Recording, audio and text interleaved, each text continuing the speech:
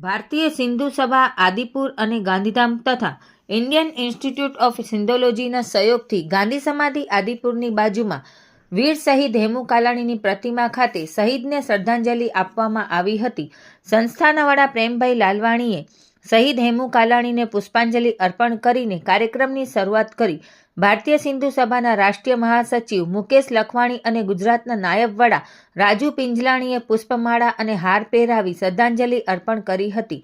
ભારતીય સિંધુ સભાના આદિપુર અને ગાંધીધામના મહિલા પ્રમુખ વિષ્ણી ઈસરાની અને લીના જમનાનીએ શહીદ હેમુ કાલાણીને પુષ્પાંજલિ અર્પણ કરી યાદ કર્યા હતા. શ્રદ્ધાંજલિ આપવા માટે આદિપુર ગાંધીધામના લોકો મોટી સંખ્યામાં જોડાયા હતા. આ ઠંડીની મોસમમાં પણ મોટી સંખ્યામાં માતાઓ અને બહેનોએ તેમના બહાદુર વીર શહીદ હેમુ કાલાણીને શ્રદ્ધાંજલિ આપી હતી. હેમુ કાલાણી અમર રહેના નારાથી સમગ્ર વાતાવરણ ગુંજી ઉઠ્યું હતું તેમ સંસ્થાના મહામંત્રી કમલેશ મહેદાસાણીએ તેમના સંસ્મરણમાં જણાવ્યું છે. રિપોર્ટ ભારતી માખીજાણી, ગાંધીધામ.